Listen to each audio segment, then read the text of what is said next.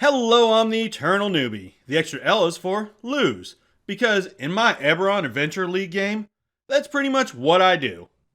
You might think that always losing is hard on an adventurer's spirit, but don't worry, I'm a knowledge clerk, so I can deal with it. Before I begin this review/story, business time. If you enjoyed this story/review, I've got like 50 more. Unless, of course, it's the future, in which case I'll have even more than that. Check them out if you'd like. Comments, likes, subscribes, they are always appreciated.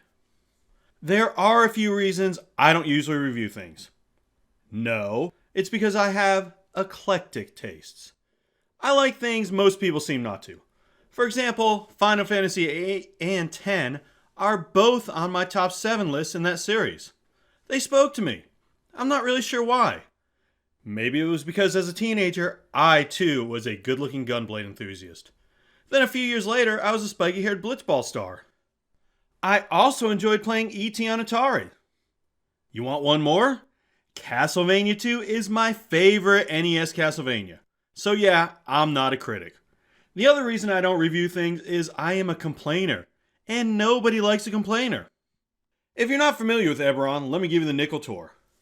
Eberron, a fancy place that before we started playing, I knew nothing about. You see, in my younger, wilder days, I read all about Dungeons and Dragons, including most of the novels, but that was pre-Eberron. The years between then and now were filled with many non-Dungeons and Dragons role-playing games, including some great ones, along with the occasional D&D one. But what I never dealt with was Eberron. Before I get into this, keep in mind my understanding of Eberron is quite basic, so this is bare bones. And if I make a mistake, please let me know. Eberron. It is a world that treats magic as a science. They've used their magic to create epic machines you don't find in other Dungeons & Dragons realms, like the Lightning Rail or airships. They even have robots. In Eberron, people use magic called dragon marks to give the ruling houses a leg up. The houses rule certain aspects of the world. That's a penny tour, but there's more to it. Eberron has a certain feel. It's a bit like our world right after the Industrial Revolution. The technology is there and people are becoming used to it. The Dragon Mark houses are the robber barons of this world. And yes, I am a huge nerd who reads historical books for fun. The feel of this world is kind of hard to lock down. It has a certain feeling. A wah. Kind of a je ne sais quoi. Not sure if I used that one right. It seems the houses are always at war, secretly or out in the open. Alliances shift. Allies become bitter enemies. And everyone is trying to expand their influence. I've touched on this campaign before in a few stories, and I've already brought up one of my 2 main complaints. I'll save that one for last. My first complaint is a lack of diversity in the mission types. We played around 10 modules so far, and 6 of them have been heists. My bias may be showing because I am not a big fan of the heist. You know, the let's spend the next hour and a half planning, then throw that plan out the window as soon as the situation arises? Can we get some other missions up in here? Even the original Wing Commander had 3 types of missions. It was okay in the beginning. Oh, a heist? How cool. Another heist mission. Oh, okay, cool I guess. Seriously, again? It was like this. Thank you, sir. May I have another? We got away from them for a little while, but then... Thank you, sir. May I have another? Another heist. Thank you, sir. May I have another? Really? Another heist? Thank you, sir. May I have another? Then, just to be different... Thank you, sir. May I have another? Another heist! These were not great heists either. We'd plan, based on limited information, and then try to pull something off, our plans almost always failing, and the only reason we'd manage to pass any missions is a party member, usually the German machine, would come up with some extraordinary idea that would pull our backsides out of the fire. Then there were the battles. Oh God, the fights. They were the worst. Every one of them was super hard. Now, I am not, what's the word the kids are using nowadays? Oh yeah, good. I'm not good at video games. If you've seen my Dragon Age Origins playthrough, you know this. I'm the guy who plays through for story, not for the challenge. My life is stressful enough without me screaming at the computer. I play those games and Dungeons and Dragons to relax. Don't get me wrong, I enjoy a little challenge, but I'm the reason they made easy or even baby mode. The last time I went through a game on hard mode was the original Halo, Nightmare mode, and I didn't even finish it. When the DM says roll for initiative, it is like this. Assume the position. I'm going to be honest, I clench up a bit. My DM and the writers of these modules must be the opposite.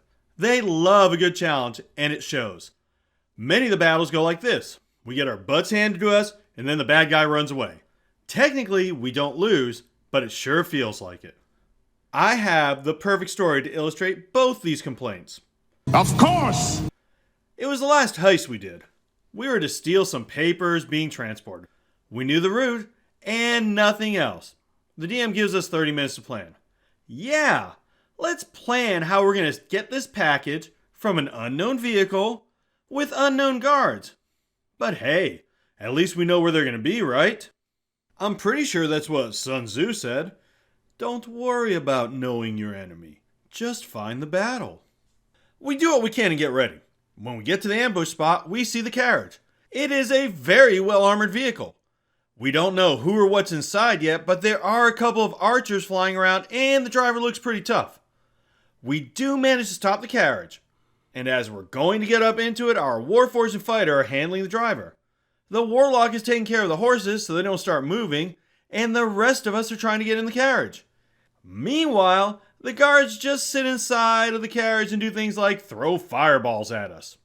I mean, we can barely see them, and they have 3/4 cover because of the carriage.